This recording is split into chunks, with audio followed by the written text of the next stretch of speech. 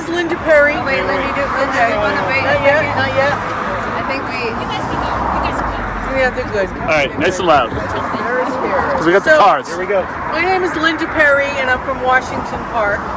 And I'm going to read a letter that Senator Mack wrote. She can't be here. She's got too many meetings, but she wanted to be here. So, last year, a big polluter in the Port of Providence called Univar settled with the EPA to pay $800 million in Providence, Pennsylvania, and Colorado for handling of chemicals in its facilities that put the health and safety of the residents and the workers of the facility in Washington Park in South Providence at risk.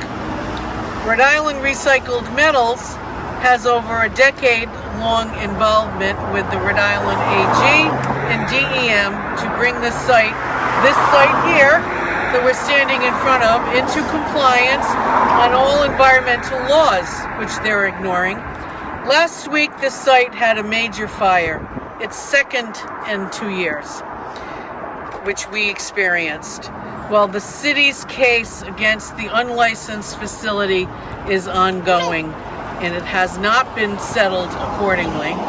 Unfortunately, this headline is just one in a long troubled trend of environmental health and safety concerns of the residents of this community, which have been fighting for years.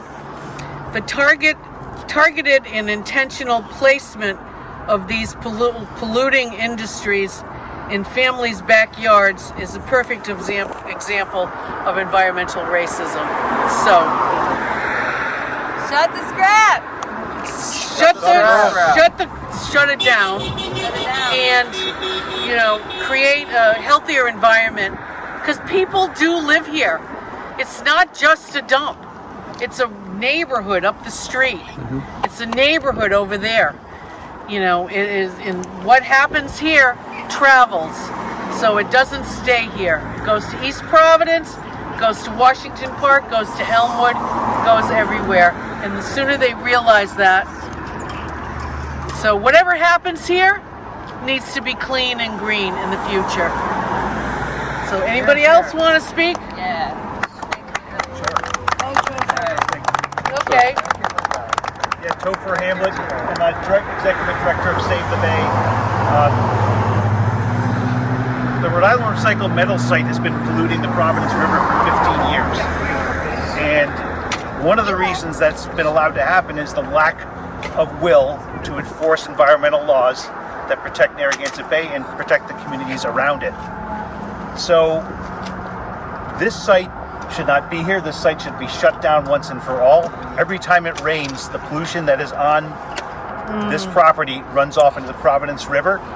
And I want to remind everyone that these communities around here and everyone in the Upper Bay has paid a lot of money to clean up raw sewage overflows and address other problems.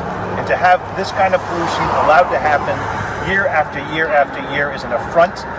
The people who live in the communities that Linda's talking about also use the Providence River for fishing. They like to enjoy the river itself, and they should be able to do so with peace of mind and not worry that a scrap metal company that's been allowed to pollute continues to let its polluted runoff go into the Providence River in Narragansett Bay. So it's time to shut this down. And clean it up. Yeah. And clean it up too. That's right. Angel? Anybody else?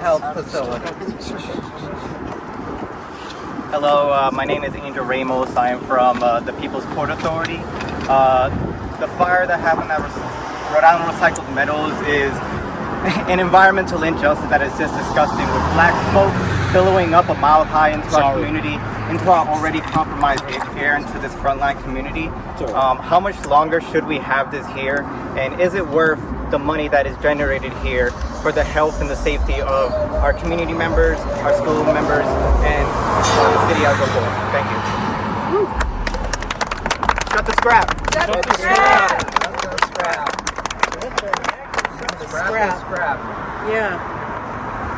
My name is Greg Garrett. I've been trying to figure out how we clean the planet for a long time.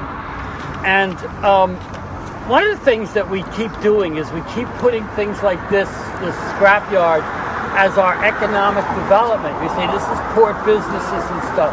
But it's actually the worst thing you can do for your economy. At this point, anything that isn't making an ecosystem healthier, isn't cleaning the bay, isn't cleaning the air, isn't stopping the climate crisis, is actually going to harm the economy. Yes. You know, we are at the point, you know, every new study comes out and points out how badly the climate is affecting the economy already and how much worse that's going to get in the future. So we need to actually start our economic development in places like this with clean economic development. Every bit of it should be around climate and justice. And if we don't put that at the center of our economic development, we're not going to make it. It's like we can't keep having these kinds of things and then climate justice as the sideline. You have to put climate justice at the center of our economic development if Rhode Island is going to be prosperous in the future.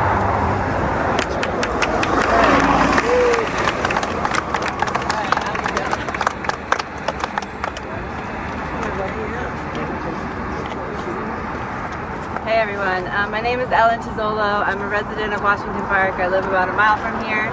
And I was driving this kiddo to school. We drive down Allen's Avenue every day to go to school, and saw the sirens and saw this was 12 hours, I think, after the fire even started. There's still smoke. It smelled terrible. How did it smell? Super bad. We're holding our breath.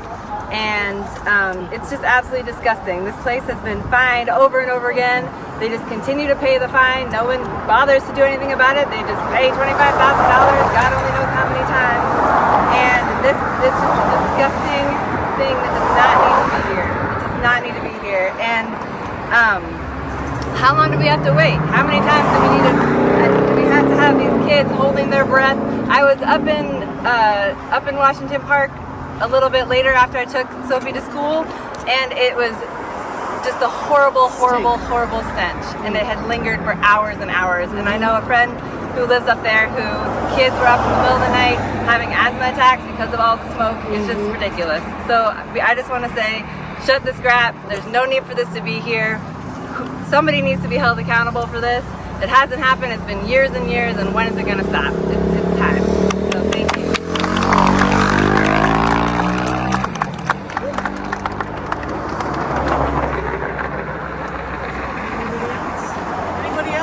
Anybody else?